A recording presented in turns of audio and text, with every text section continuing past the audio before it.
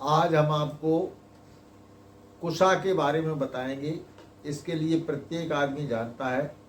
कुशा को हमारी सामान्य भाषा में डाब भी कहा जाता है, जिससे पितृपक्ष में हम पितरों का तर्पण करते हैं। यह कुशा के अत्यंत प्रभावी प्रयोग हमने देखे हैं। इसके लिए रामायण में लिखा है, अयोध्या कांड के दोहा नंबर 88 के बाद 7वीं चौपाई है। जब भगवान राम को वनवास हो जाता है तो भगवान राम और सीता के लिए उनका मित्र गुह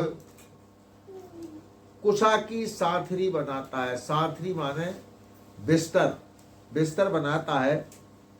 और तुलसीदास जी ने वहां लिखा है, गुह समारी साथरी डसाई कुश किसलय मय मृदुल सुहाई। किसलय कहा गया है पत्तों के लिए, कोमल और नरम पत्तों के लिए। पहले नीचे कुशा को बिछाया गया, उसके बाद पत्तों को बिछाया गया, जिस पर भगवान का बिस्तर तैयार किया गया।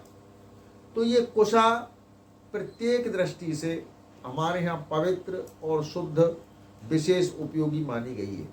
इसके बाद जब माँ सीता जी का हरण हो जाता है और कुछ बंदर सीता जी की खोज करने के लिए जाते हैं, जिसमें हनुमान, जामवंत इत्यादि रहते हैं, और उनको जब कहीं कोई पता नहीं लगता है, माँ सीता की खोज का कोई निश्चित आधार उनको नहीं मिलता है, तब वो सब लोग कहते हैं बैठकर, हम सीता की सुधि लेने लीने बिना नहीं जय हैं जो राज प्रवीणा। इसके बाद अस कहीं लबन सिंधु तट जाई, ऐसा कहकर उन्होंने खारे समुद्र के किनारे जाकर बैठे कपि सब दर्भ डसाई। दर्भ माने कुशा कहते हैं। उस कुशा को बिछाकर बैठ गए सब लोग। इस कुशा का विशेष प्रभाव ये होता है कि इसमें इसके ऊपर बैठकर जो भी काम किया जाता है वह एक तो तत्काल सिद्ध होता है, और तत्काल सिद्ध यदि नहीं हो पाता है तो 3 दिन में हर हालत में इसके ऊपर बैठकर जाप करने से, भजन करने से, या कोई भी इच्छा प्रकट करने से, विचार विमर्श करने से, मंथन करने से हमारी समस्त समस्याओं का समाधान हो जाता है।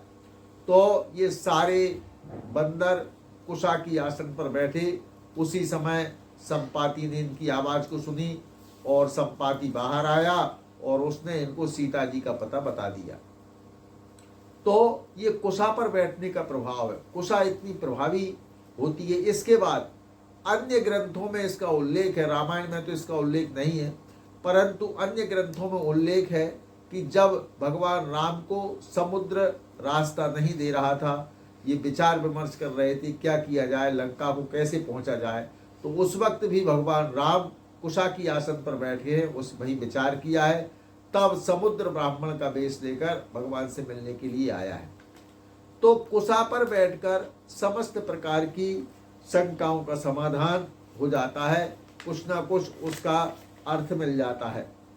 उसी प्रकार भगवान कृष्ण ने भी गीता के 6वें अध्याय के श्लोक नंबर 11 में बोला है, शुचौ देशे प्रतिष्ठाप्य स्थिर मासन नात्मनः। पवित्र देश में स्थिर आसन पर बैठकर कोई भी योगी अगर ध्यान करता है, ना अति ऊंची हो और ना नीची हो, चैला जिन कुशोत्तरम, उसमें ये लिखा है, भगवान कृष्ण ने गीता में बोला है कि नीचे कुशा हो, उसके ऊपर अजिन हो, उसके ऊपर पुराना सूती वस्त्र हो, और उसके ऊपर वृक्षशाला हो। तो ये हमारे लिए सिद्धि देने वाली कही गई है, हमारे जाप के लिए, हमारे अनुष्ठान के लिए और हमारे प्रत्येक कार्य के लिए कुशा से सिद्धि प्राप्ति होती देखी गई है। ऐसा हमारे शास्त्रों का नियम है, शास्त्रों में वर्णन है। इसलिए किसी भी कठिन से कठिन समस्या का समाधान करने के लिए यदि हम कुशा की आसन पर बैठकर कोई अनुष्ठान करते हैं, कोई विचार विमर्श करते हैं, तो हमारा काम तत्काल सिद्ध होने में कोई विलम्ब नहीं होता, ऐसा हमारे शास्त्र कहते हैं। इसलिए हमारे दर्शकों से, हमारे साधकों से हमारा कहना है कि ऐसे कार्यक्रमों को सिद्ध करने के लिए कुशा का आसन उपयोग करें और अपनी समस्याओं का समाधान करें।